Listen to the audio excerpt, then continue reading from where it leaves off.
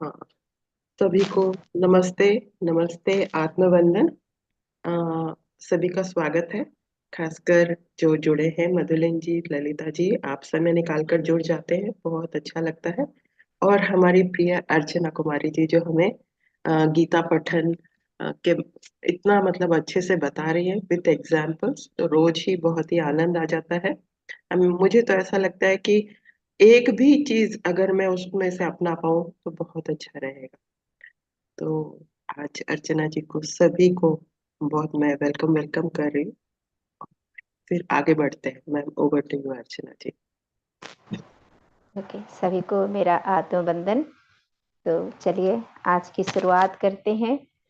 सभी लोग आरामदायक स्थिति में बैठ जाएं। पहले हम 3 बार प्रणव ओम करेंगे, उसके बाद हम शुरुआत करेंगे सेशन का। तो आरामदायक स्थिति में बैठें, लंबी गहरी सांस और प्रणव ओम।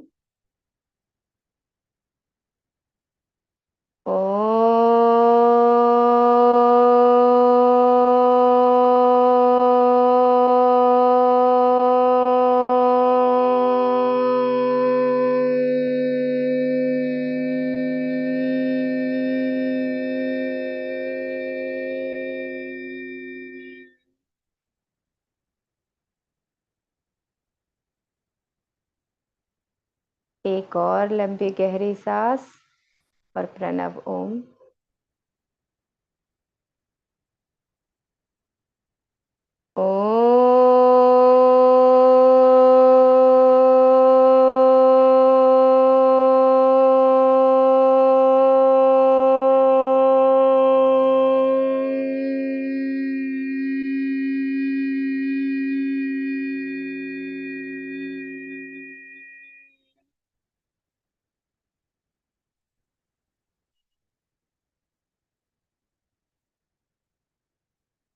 गहरी लंबी सांस और प्रणव ओम करेंगे।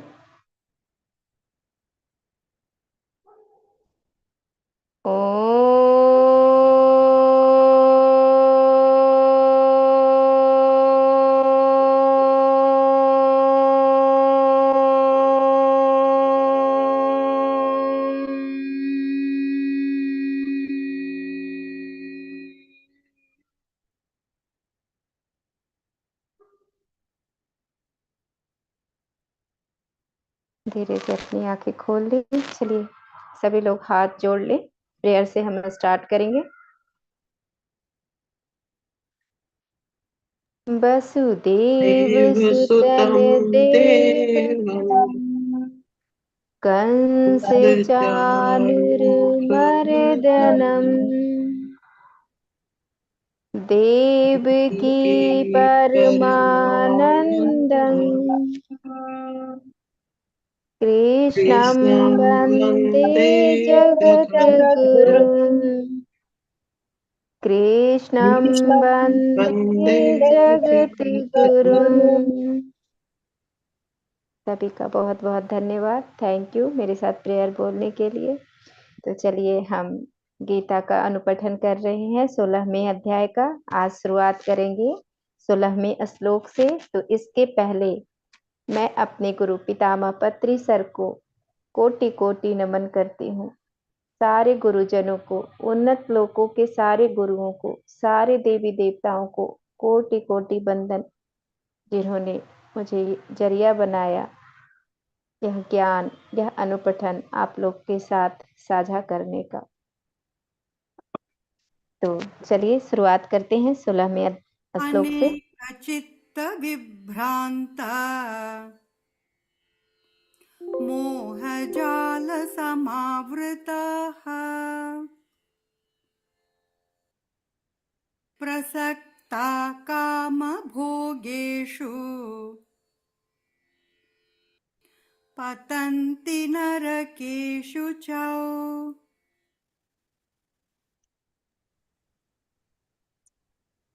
षोडश अध्याय देवसुर संपद विभाग योग श्लोक 16। अनेकचित्त विभ्रांता मोहजाल समावृतः प्रसक्तः काम भोगेषु पतन्ति नरके असुचौ। Thank you. Thank you ma'am, thank you so much. अब देखिए यहाँ पे है अनेक, अनेक मीन्स अनेक, और चित्त विभ्रांता, चित्त विभ्रांता मतलब भ्रांत चित्त, चिंताओं से युक्त चित्त। मोहजाल समावृता, मोहजाल समावृता मतलब मोहजाल में फंसे हुए। प्रसक्ता मतलब आसक्त हुए। काम भोगेशु, काम भोगेशु मतलब विषय भोगों में लिप्त। पतंती मतलब गिरते हैं। नरके मतलब नरक। असुचो मतलब अशुद्ध।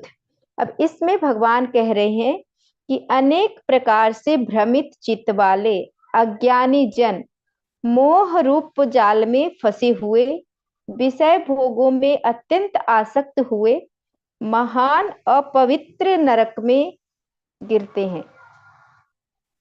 अब कह रहे हैं कि जो आसुरी स्वभाव वाले व्यक्ति हैं, वो उनको कहाँ फिक्र रहती है नरक की और स्वर्ग की। उनको अगर समझाने जाओ तो वो कहेंगे कि कौन सा स्वर्ग नरक, उनको तो बस मजा आता है अपना जो आधिपत्य जमाना, अपने अहंकार में जीना, मोह में जीना, अपने धन को इकट्ठा करना, इसी सब में वो आनंदित रहते हैं। उनको नरक और स्वर्ग की बातें समझ में ही नहीं आती। इस श्लोक में भगवान कह रहे हैं कि जो इस मोह जाल में फंसा रहता है वो भयंकर नरक में गिरता है।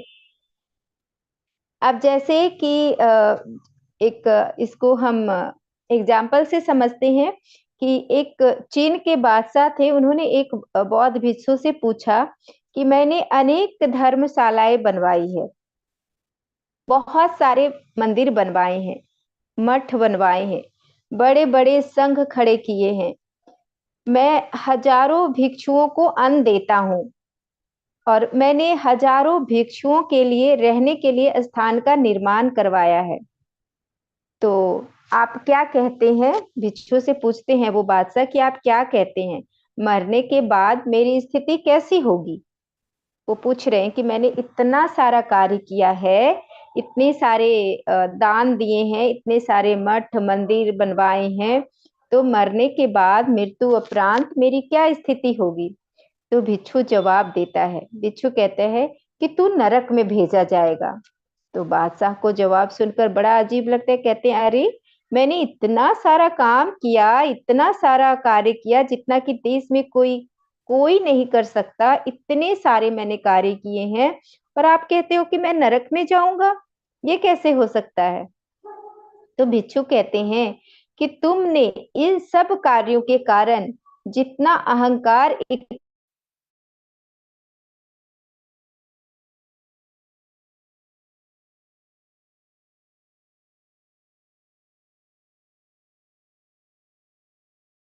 वाले धर्मशालाएं बनवाई, मठ खड़े किए, मंदिर खड़े किए, इसलिए नहीं कि तुम्हें बुद्ध से कोई प्रेम है, इसलिए नहीं कि तुम्हारे अंदर भिक्षुओं के प्रति सम्मान की भावना है।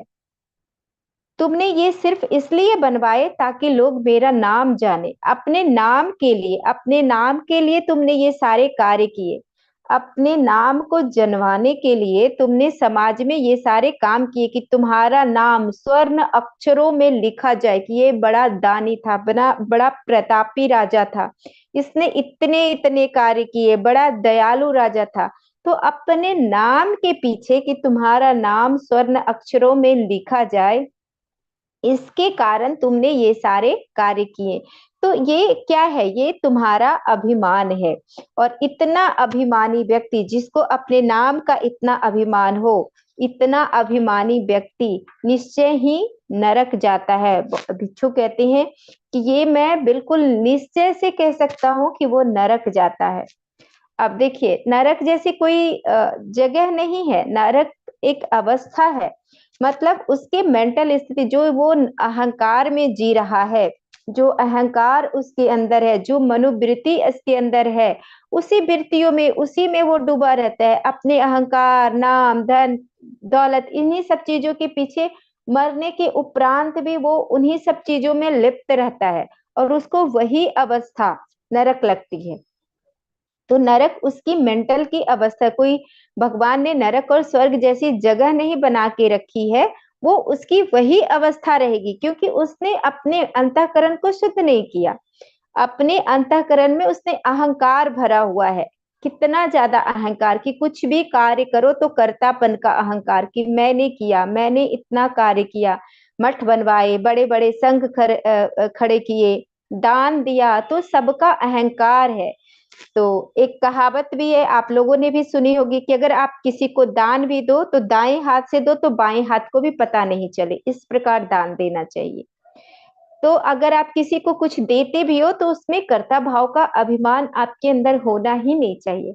अगर हो रहा है तो ये असुर प्रवृत्ति है, क्योंकि आपके अंदर अहंकार आ रहा है, कर्तापन आ रहा है। आप किसी को देने वाले कौन हो? जो परम पिता परमेश्वर हैं, जो पूरे ब्रह्मांड को चला रहे हैं, और आप छोटा सा दान दे करके, किसी को कुछ दे करके इतना अपने अंदर अभिमान कर लेते हो कि मैंने ये किया, मैंने इसको ये दिया।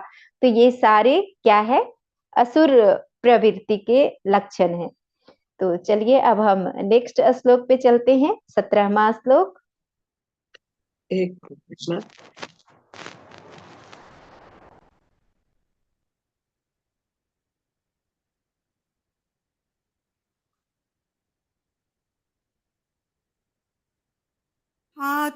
आत्मसम्भाविता स्तब्धा धनमानमदान्विताः यजन्ते नाम यज्ञैस्ते दम्भेनाविधिपूर्वकम्। श्लोका 17। आत्मसम्भावितः स्तब्धा धनमानमदान्वितः यजन्ते नाम यज्ञैस्ते दम्भेनाविधिपूर्वकम्। Thank you. Thank you ma'am, thank you. अब इसमें देखिए, आत्मसंभाविता मतलब है कि अपने को श्रेष्ठ मानने वाला। स्तब्धा मतलब विनय रहित, उनके अंदर विनय नहीं है, कठोर वचन बोलते हैं, विनय है ही नहीं। धनमान मंदाविता, धन तथा झूठी प्रतिष्ठा के मद से युक्त। यजन्ते मतलब यज्ञ करते हैं। नाम यज्ञ मतलब नाम मात्र के लिए यज्ञ। दंभेन मतलब पाखंड। अविधि पूर्वकम बिना किसी विधि विधान के। अब इस श्लोक का मीनिंग है कि वे अपने आप को ही श्रेष्ठ मानने वाले घमंडी पुरुष धन और मान के मद से युक्त हुए हैं, शास्त्र विधि से रहित होते हैं, केवल नाम मात्र के यज्ञों द्वारा पाखंड से यजन करते हैं, यज्ञ करते हैं। अब इसमें कह रहे हैं कि वे जो होते हैं, ऐसे व्यक्ति होते हैं जो स्वयं को श्रेष्ठ मानते हैं और विनय रहित रहते हैं, उनके अंदर विनम्रता नहीं रहता, कठोर वचन, किसी को भी कैसे भी बोल देना, उदंडता से बोल देना, विनम्रता उनके अंदर रहती ही नहीं है। और उनके अंदर धन के लिए होड़ रहता है, और धन और धन और धन इकट्ठा कर लो। मान के लिए, मान से युक्त, मान मद से युक्त मतलब मान सम्मान के प्रति उनका बहुत रुचि रहता है कि हमें मान मिले, सम्मान मिले, आदर मिले। पाखंड से भरे हुए रहते हैं, दिखावा बहुत करते हैं, नाम के लिए ही सारा कार्य करते हैं। और जो यज्ञ करते हैं वो भी दिखावे के लिए, उसमें भी विधि पूर्ण नहीं होती, क्योंकि वो तो दिखावा के लिए कर रहे हैं, तो विधि कैसे पूर्ण होगी? विधि के लिए वो कोई भी शास्त्र के अनुसार, विधि के अनुसार वो यज्ञ नहीं करते, वो सिर्फ दिखावे के लिए करते हैं। तो ये लोग, ऐसे व्यक्ति क्या है, वो अभिमान से अपने ऊपर बहुत अभिमान करते हैं, अभिमान से फूले रहते हैं और स्वयं को ही हर कार्य में श्रेष्ठ मानते हैं। जो भी करता धरता हूं मैं, ईश्वर तो कुछ करने वाला है ही नहीं, मैंने ये किया, मैंने वो किया, ऐसा श्रेष्ठ मानना। और ऐसे लोग जो है, वो ऐसे लोगों को साधुजन भी आदरणीय नहीं मानते। वो साधुजन इनको आदरणीय नहीं मानते हैं और उन्हें ऐसे व्यक्ति को अपनी महानता पर बहुत गर्व होता है कि अरे मैं तो बहुत महान हूँ, मैं तो सर्वश्रेष्ठ हूँ, मैंने तो बहुत ही अच्छा कार्य किया है। और वो सोचते हैं कि वो इस प्रकार सोचते हैं कि मैं सारे गुणों से युक्त हूँ, उनको अपनी कमियां भी नजर नहीं आती और कोई बताने भी जाता है तो वो स्वीकार नहीं करते। उनको तो लगता है मैं तो सारे गुणों से युक्त हूँ, मेरे जितना गुणवान तो कोई हो ही नहीं सकता। वो उनके अंदर नम्रता नहीं रहती, उनके शब्दों में बहुत कटुता होती है, कठोर वाणी का प्रयोग करते हैं। उनमें विनय की और शीलता की का अभाव होता है, वो बिल्कुल विनम्रता नहीं रहता, शीलता नहीं रहता, उनकी वाणी कठोर रहती है, कर्कश रहती है।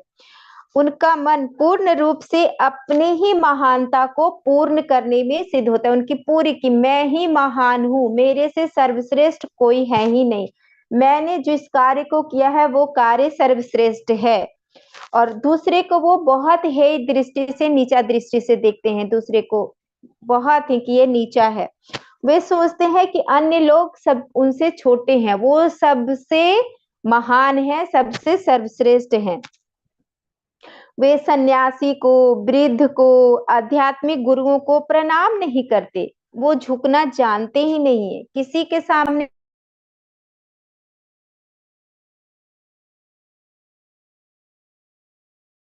अहंकार भाव भरा रहता है कि वो किसी के सामने शीश नहीं झुकाते।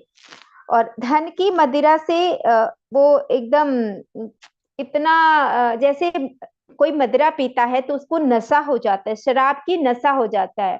तो किसी किसी व्यक्ति को, अहंकारी दम्भी व्यक्ति को धन का अहंकार हो जाता है, मैं तो सबसे बड़ा हूँ, मेरे पास इतना धन है, ये तो नीची जाति का, इसको हटाओ, भगाओ, इसको यहाँ से निकालो, इसको, इतना धन का अहंकार, ये मेरे कपड़े इसने गंदे कर दिए, इसको निकालो घर से। ऐसे वो धन का अहंकार, धन की नशा होती है उनके अंदर। तो धन के नशा के कारण वो झुकते नहीं कि मैं तो इतना बड़ा पुरुष हूँ, मेरा इतना मान सम्मान इज्जत प्रतिष्ठा है, मैं कैसे किसी के सामने झुक सकती हूँ। साधु सन्यासी का क्या औकात, तो उनके अंदर धन का अहंकार, धन का नशा सवार रहता है। और वो यज्ञ करने का भी पाखंड करते हैं, दिखावा करते हैं। वे ना तो ध्यान वो वो किसी चीज का ध्यान नहीं रखते कि हाँ कौन सा कौन सन्यासी है, कौन सन्यासी है, कहाँ पे सिर झुकाना चाहिए, किसके साथ कैसी वार्तालाप करनी चाहिए, कैसे शब्दों का प्रयोग करना चाहिए, इन सब चीजों का बिल्कुल ध्यान नहीं रखते। और जो शास्त्र के अनुसार जो कर्म होता है, वो कर्म तो से तो वो कोसों कोसों दूर रहते, वो उसके प्रति तो विचार ही नहीं करते कि शास्त्र के अनुसार वो जीवन जिएंगे और शास्त्र के अनुसार वो वाणी बोलेंगे, इससे तो वो बहुत दूर रहते हैं। और यज्ञ भी करते हैं तो उनकी प्रसिद्धि मिल जाए, उनका स्वार्थ पूर्ति हो जाए, इसके लिए वो यज्ञ करते हैं। और वो ईश्वर का नाम उनके पास कोई कहे, ब्रह्म का नाम कोई बोले तो वो सुनकर भी भगवान की तरफ आकर्षित नहीं होते, क्योंकि वो कोई ध्यान ही नहीं देते, क्योंकि उनके ऊपर नशा है धन का, अहंकार का भी नशा, अहंकार भरा हुआ है उनके अंदर। तो इस तरह से ये किसी चीज की, किसी बातों को भी नहीं सुनेंगे। वो अनुष्ठान भी करेंगे, ऐसे व्यक्ति तो अनुष्ठान भी करेंगे तो वो दिखावा के लिए, मंत्र जप, देव पूजन जो भी करेंगे वो दिखावा के लिए कि हाँ मैं तो बहुत, अंदर से उनके अंदर अहंकार और धन के प्रति लालसा रहेगी, लेकिन ऊपर से वो दिखाएंगे समाज में कि मैं बहुत ध्यान जप करने वाला इंसान हूँ। वो श्रद्धा और आदर से यज्ञ करेंगे ही नहीं, सिर्फ दिखावा के लिए। उनकी इच्छा ही होती है कि बस किसी भी तरह हम खूब धन इकट्ठा करें, खूब धन जमा करें और अपने बाहरी सुखों में लिप्त रहें।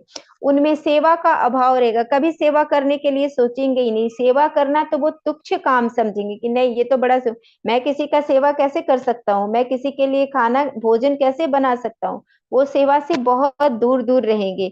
और कभी भी वो संसार को धोखा देने में सबसे आगे रहेंगे कि किसी तरह धोखा दे दो, झूठ कपट करके धोखा करके वो पैसे जमा करेंगे और खूब लोगों को धोखा देंगे और उसी में आनंद प्राप्त करेंगे और उसमें बहुत चालाकी समझेंगे कि अरे देखो मेरे पास कितनी बुद्धि है, मैंने ऐसे इसको उल्लू बना दिया, इस तरह से मैंने इसको उल्लू बना दिया। तो उसमें अपनी चालाकियां समझेंगे ये कि हम मैं तो बहुत चालाक हूँ, मेरी बुद्धि बहुत अच्छी है कि मैंने इतने लोगों को उल्लू बनाया, इतने लोगों को। लेकिन उनको नहीं पता चल रहा है कि वो क्या कार्य कर रहे हैं। बस वो इसी कार्य में खुश होंगे कि मैं तो संसार को उल्लू बना रहा हूँ, बेवकूफ बना रहा हूँ। लेकिन वो कितने बेवकूफ बन रहे हैं, वो कितनी अज्ञानता है उनके अंदर, इस बात से वो अनभिज्ञ रहेंगे। तो चलिए अब हम नेक्स्ट श्लोक पे चलते हैं। नेक्स्ट 18वां श्लोक। अहङ्कारं बलं दर्पं कामं क्रोधं च संश्रिताः मामात्मपरदेहेषु प्रद्विषन्तोऽभ्यसूयकाः। श्लोक 18। अहंकारं बलं दर्पं कामं क्रोधं च संश्रितः मामात्मपरदेहेषु प्रद्विषन्तो अभ्यसूयकः। Thank you. Thank you ma'am, thank you. अब देखिए इसमें है अहंकारम मतलब मिथ्या अभिमान, बलम मतलब बल, दर्पम मतलब घमंड, कायम मतलब काम, क्रोधम क्रोध, संश्रिता मतलब अभिलम अबलम, आत्म पर देहेसु मतलब अपने और दूसरों के शरीरों में, प्रदूषित शंतः मतलब द्वेष करते हुए, अभय स्वेका मतलब ईर्ष्यालु, ईर्ष्यालु को बोलते हैं अभय स्वेका।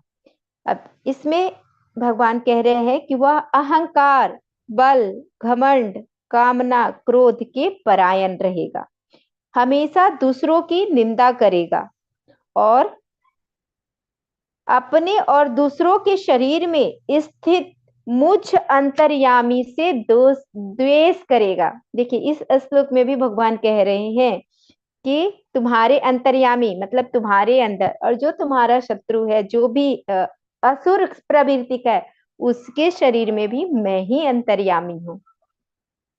तो कह रहे हैं कि आसुरी व्यक्ति के अंदर भी वही अंतर्यामी है और दूसरे के अंदर भी वही अंतर्यामी है। वह अपने अंदर अंदर बैठे मुझ अंतर्यामी परमात्मा से भी द्वेष कर रहा है और मैं जो दूसरों के अंदर भी बैठा हूं उनसे भी द्वेष कर रहा है। अब इसका मतलब समझिए कि अपने अंदर बैठे अंतर्यामी से दोष कर रहा है का मतलब क्या, कि मैं उसके भीतर ही हूँ, उसके अंदर ही हूँ, अंतर्यामी बन के मैं ही बैठा हूँ, लेकिन वो अपने से द्वेष कर रहा है। क्यों? ये अहंकार करना, ये क्रोध करना, ये ईर्ष्या करना, इतना दिखावा करना, पाखंड करना, ये क्या है? ये सेल्फ से दूर ले जाता है। आप अपने आप से दूर होते जाते हो, अपने सेल्फ से, अपने आप से प्यार नहीं करते, अपने लिए जहर खोल रहे हो। तो क्या है ये? अंतर्यामी से ही तो द्वेष कर रहे हो कि आप अपने अंतर्यामी से, ईश्वर आपके अंदर ही है और आप अपने आप से भी द्वेष कर रहे हो। और दूसरा जो व्यक्ति है उसके अंदर भी वही अंतर्यामी है और आप उनसे भी द्वेष कर रहे हो। आप नहीं जान रहे हो कि मेरे अंदर जो अंतर्यामी है वही उसके अंदर भी अंतर्यामी है। तो भगवान कह रहे हैं कि वो अपने अंदर बैठे मुझ अंतर्यामी से भी द्वेष कर रहा है और जो दूसरों के अंदर जो अंतर्यामी है वो अंतर्यामी से भी वो द्वेष कर रहा है। वो अपने से प्यार नहीं करता, अपने से। अब उसके अंदर अहंकार है, घमंड है, क्रोध है, कामना है, ये सारी चीजें भरी हुई है। तो वो क्या कर रहा है? अपने आप से प्यार नहीं कर रहा है। जो घमंड में जीते हैं, अहंकार में जीते हैं, वो क्या है? वो वास्तव में अपने आप से प्रेम नहीं करते, तभी वो घमंड में, अहंकार में जी रहे हैं।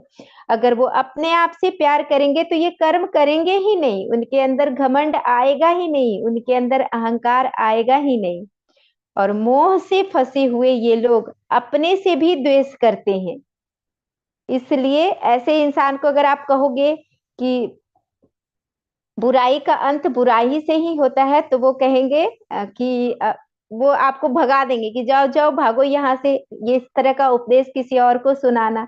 क्योंकि उनके अगर जैसे उनके अंदर दंभ है, घमंड है, अहंकार भरा हुआ है, और उनको आप समझाने जाओ कि देखो ये सब बुरा कर्म है, बुराई का अंत बुराई से ही होता है, ये सब अच्छे रास्ते पे आ जाओ, तो आपको भगा देगा, भागो यहाँ से, ये क्या हमारे पास तुम अपना शास्त्र झाड़ने लग गए, भाषण देने लग गए, आप जाओ, आपको भगा देंगे। तो जो आसुरी आसुरी जीवन जीने वाले लोग होते हैं, उनको बोलो कि आप इस तरह से कर्म करो, अच्छे रास्ते पे चलो, नहीं तो आप मृत्यु उपरांत भी आपको नरक में जाना पड़ेगा, नरक जैसी अवस्थाएं आएगी। तो वो इस तरह से तर्क करेंगे कि क्या तू नरक देख कर आया है, क्या तू नरक भुगत के आया है, देखा है नरक, मरने के बाद क्या होता है जानते हो तुम? तुम्हें ये सब किसने बताए? एक जीवन मिला है, भरदम पूरी तरह से जीवन जी लेने दो, मैं जैसा हूँ बहुत अच्छा हूँ। बिल्कुल आपकी बात नहीं सुनेंगे।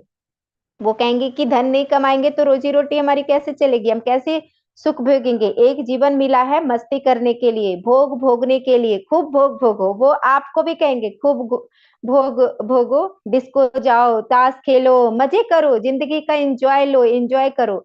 बाहर में सुख ढूंढो, वो भी आपको भी लगा देंगे, भीतर भीतर कोई सुख नहीं, बाहर सुख ढूंढो।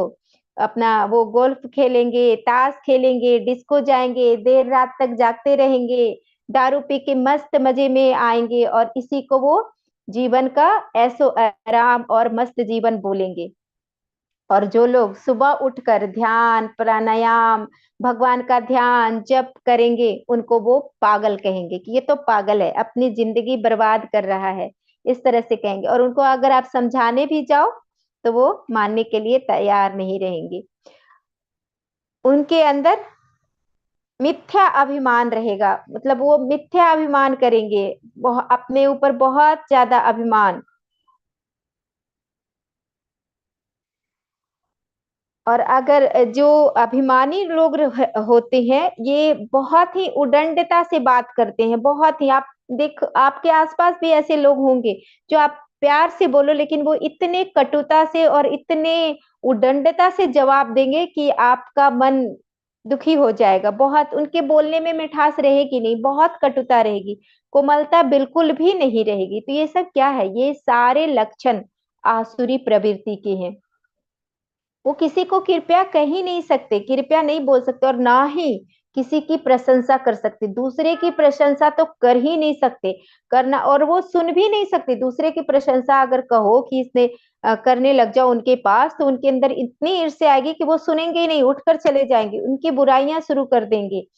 और ऐसे लोग कभी संत महात्मा के पास जा ही नहीं सकते, और उनके पास भी जाएंगे संत महात्मा के पास तो वो धन का दिखावा करें कि मैं बहुत अमीर हूँ, मैं बहुत धनवान, मैं तो आपका जो ये कुटिया है ना, इसको ऐसे ऐसे बना दूंगा, इतने पैसे दान में दे दूंगा। वहां पे संत के पास भी जाकर के वो धन का दिखावा करेंगे। तो इस प्रकार के अहंकार भरे होते हैं उन लोगों के अंदर जिनकी आसुरी प्रवृत्ति होती है, और वो अपनी स्वार्थ पूर्ति के लिए कुछ भी झूठा प्रमाण देने के लिए तैयार हो जाएंगे, और वो रिश्वत भी लेने के लिए तैयार हो जाएंगे। और असुर जो है वो दूसरों को अपमानित करने के लिए और उनको नष्ट करने के लिए अपने बल का भी प्रयोग करते हैं। और जो ये जो अष्टांग योग में 8 मार्ग बताए गए हैं, उसका तो वो पालन करते ही नहीं, करेंगे ही नहीं।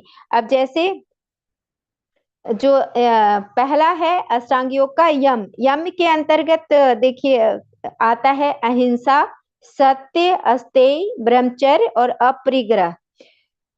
तो इसमें वही व्यक्ति, यम का पालन वही व्यक्ति कर सकता है जिसका हृदय शुद्ध हो, जिसके हृदय में शुद्धि नहीं है वो इसका पालन कर ही नहीं सकता, इसमें स्थित रह ही नहीं सकता। यम नियम आसन आसन, प्राणायाम, ध्यान, धारणा, समाधि, जो अष्टांग योग का 8 मार्ग बताए गए हैं। तो जो पहला है यम, यम के भी 5 स्टेप हैं। तो इन इन सब का पालन जिनका हृदय शुद्ध रहेगा वही कर सकता है। जिसका मन अशुभ वृत्तियों से भरा हुआ है, जिनके अंदर जिनकी वृत्तियां अशुभ है, वो इसका पालन कर ही नहीं सकता। तो देखिए, अहिंसा का मतलब है कि किसी मन वचन क्रम से किसी की भी हिंसा नहीं करना, ये अहिंसा होता है। और सत्य मतलब हम मन वचन क्रम से हर सत्य बोलना, सत्य पे अडिग रहना। और अस्तेय, अस्तेय मतलब होता है चोरी ना करना, कि दूसरों के धन नहीं हड़पना, चोरी नहीं करना। और ब्रह्मचर्य, ब्रह्मचर्य मतलब ब्रह्मा के जैसा जीवन, इसको कहते हैं ब्रह्मचर्य। और अपरिग्रह, अपरिग्रह का मतलब है कि कुछ भी जरूरत से ज्यादा जमा नहीं करना, कोई भी भौतिक वस्तुओं को जरूरत से ज्यादा इकट्ठा नहीं करना, ये है अपरिग्रह। उतने ही चीज जरूर जमा करेंगे जितनी उनकी आवश्यकता है। तो इस प्रकार जो असुरी प्रवृत्ति के लोग होते हैं, वो इन सब से कोसों कोसों कोसों दूर रहते हैं। वो ऐसा प्रयोग करते हैं जिससे कि वो दूसरों को नीचा दिखा सके, अपमानित कर सके। देखिए, जिनके अंदर यम नियम ये सब नहीं है, तो वो अगर चाहेंगे कि हम मन को साधें, ध्यान करें, तो वो बहुत योगाभ्यास करेंगे, मन की एकाग्रता को बढ़ाएंगे। तो देखिए, मन की एकाग्रता बढ़ा करके सिद्धि और शक्ति तो वो हासिल कर लेंगे, लेकिन यम और नियम का पालन नहीं करेंगे, उनके जीवन में यम नियम है नहीं, तो वो क्या करेंगे फिर? इन शक्तियों का दुरुपयोग करेंगे और उनका पतन होने लग जाएगा।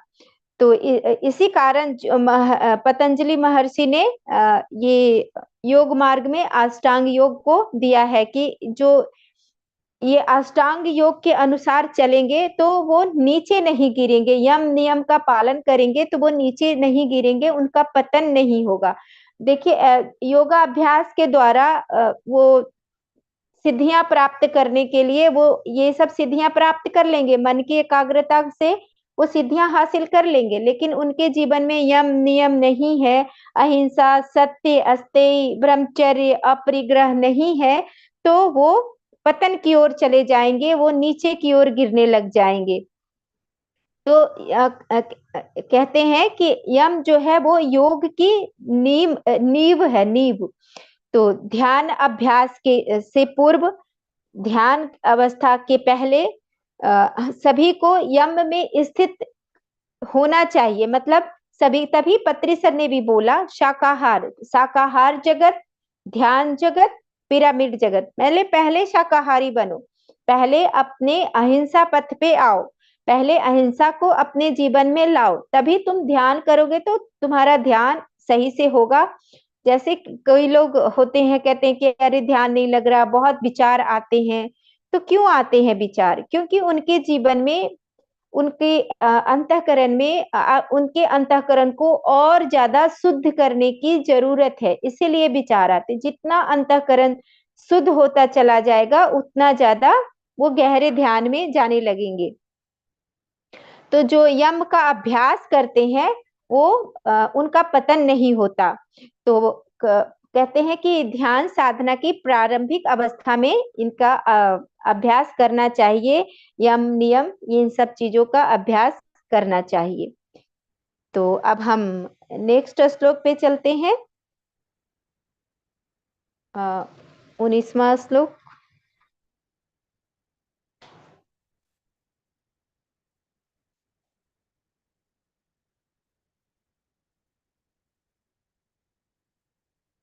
तानहं द्विषतः क्रूरान् संसारेषु नराधमान् क्षिपाम्यजस्रमशुभान् आसुरीष्वेव योनिषु। श्लोका 19। तानहं द्विषक्तः क्रूरान् संसारेषु नराधमान् क्षिपाम्यजस्रमशुभा नासुरी स्वेव योनिषु। Thank you. Thank you ma'am, thank you. अब इसमें है ताना। ताना मतलब उन, द्विषतः मतलब द्वेष करने वालों को, कुरान मतलब अत्याचारी, संसारेषु मतलब संसार में, नराधमान मतलब नराधम को, छिपामी मतलब गिराता हूं, अजश्रम मतलब सदा, आसुरी ऋषु मतलब आसुरी, योनियो मतलब योनियों में। अब इसमें भगवान कह रहे हैं कि उन द्वेष करने वाले, पापा पापाचारी मतलब पाप कर्म करने वाले, क्रूर कर्मी, नराधमों को मैं संसार में बारंबार आसुरी योनियों में ही गिराता हूँ।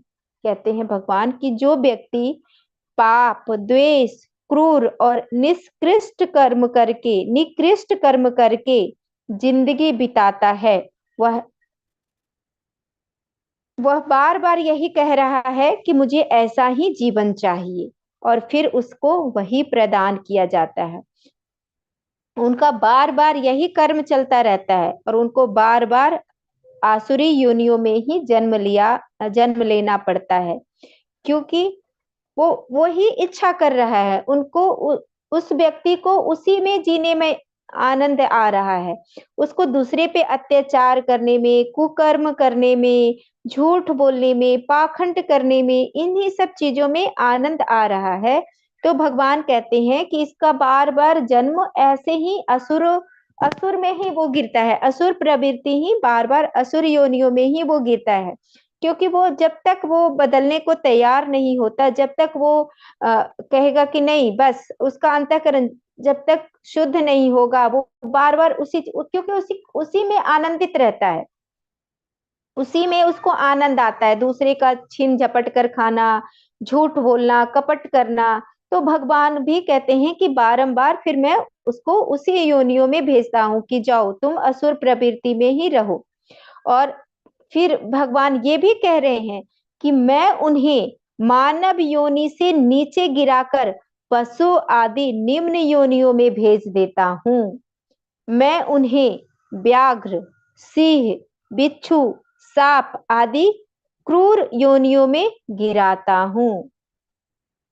तो इसमें कि जो उसकी जब यही इच्छा है, बार बार वो उसी में जाना चाहता है, तो वो उसी में चला जाता है। जो मनुष्य को लगता है नहीं, बहुत अहंकार होता है, बहुत कुर्र होता है, दूसरों को सताता है, अहंग भाव से भरा हुआ रहता है, बहुत पाप करता है, ईर्ष्यालु होता है, अशुभ कर्म करता है, तो वो ऐसा नहीं है कि वो मानव में एक बार आ गया और इतना अत्याचार, इतना कुकर्म कर रहा है तो उसको मानव का ही जीवन मिलेगा। वो पशु जीवन में भी जा सकता है।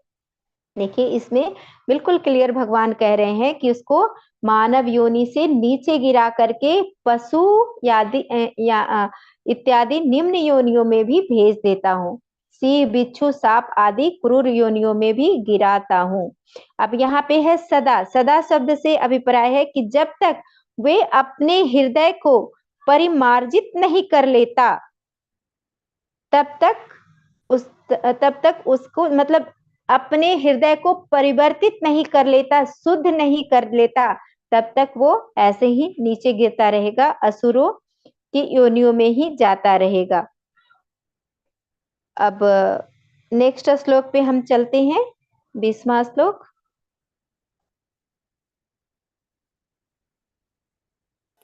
आसुरिं योनिमापन्ना मूढा जन्मनि जन्मनि